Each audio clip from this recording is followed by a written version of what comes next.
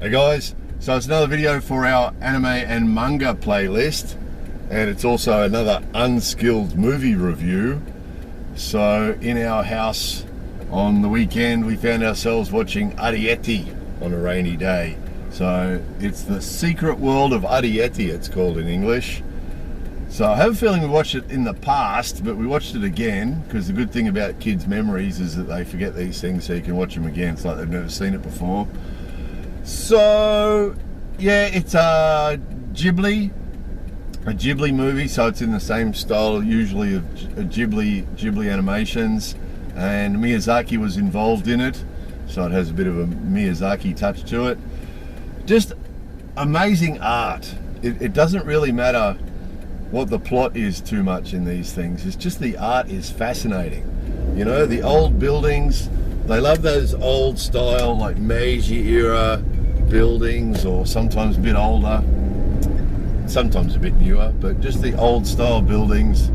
And just the detail is amazing, and just about every scene is like a work of art. It was interesting at the end of the movie to see the animators. There were hundreds of animators that did it. So probably in the old days too, it was probably more manual than it is now. But just every shot is a work of art, and little details, you know, that when you're familiar with these old houses, the little details that they show are just so realistic, almost like a photo, but in an artistic way, you know, little scenes and things that aren't important to the story, but just there. So at one stage there was a shot in a garden, and there was a leaf sort of in the foreground, and a lady beetle landed on it and then flew away, and it had nothing to do with the plot at all, nothing to do with the scene. It was just this little detail, you know, and little things like that. So even if you're not finding the plot terribly interesting, the plot of this one's fairly simple. It's not a bad one for kids. You know, some of these Miyazaki ones or the Ghibli ones can be a little bit dark and aren't real good for young kids, but this one's okay for young kids.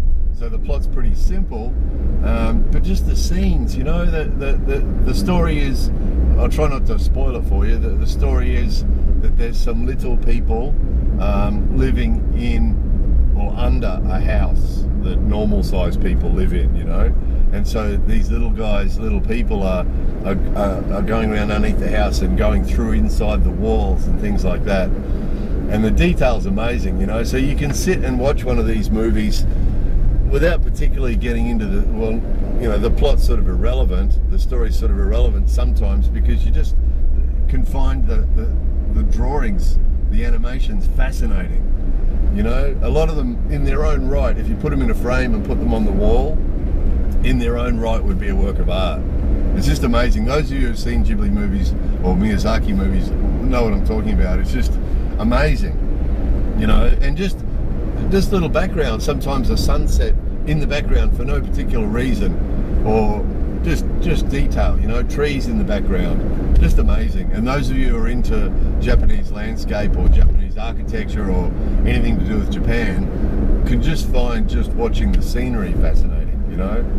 So the story wasn't terribly complex. Little people living under the house of these normal sized people, and I won't spoil it for you, but it was fairly simple. Just one interesting sort of side note is one of the characters in the story had some illness and was at risk of dying, and that had nothing to do with the plot at all. There was a couple of hints at different times where the character said nobody lives forever, and just a couple of hints like that, little things about we all have to die sometime, but nothing to do with the plot at all. It was just this little dark background, and eventually it was explained that this character was at risk of dying very soon, but it had nothing to do with the plot. And it's sort of similar in Totoro. So those of you who have seen Totoro, there's a similar thing where the mother of the children was in a hospital ill, and it was never explained really what illness she had, and it had nothing to do with the plot, really. I mean, some people might argue it would. We actually met a lady once, a friend of, or an aunt of a friend of ours, who works at Tokyo University, and her specialty is anime. and interpreting animation, right? That's what she does, and she actually travels to universities around the world lecturing on this topic, right?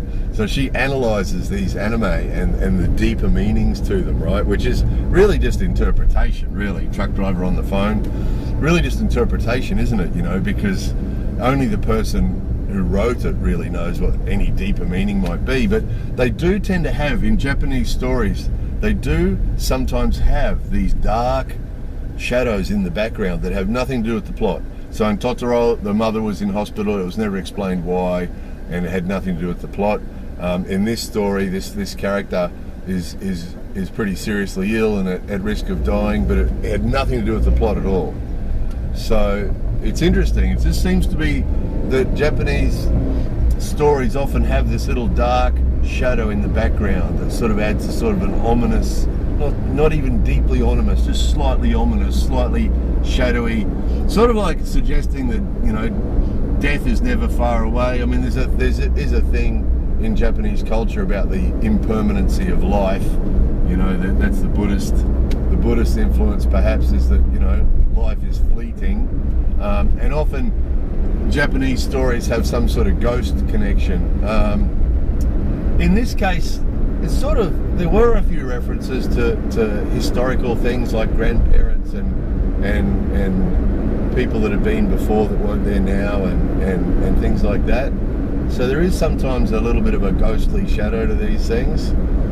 So yeah, overall, I mean, they're all worth watching. It depends what you're into. If you want into exciting plots or something, you might not find it too interesting.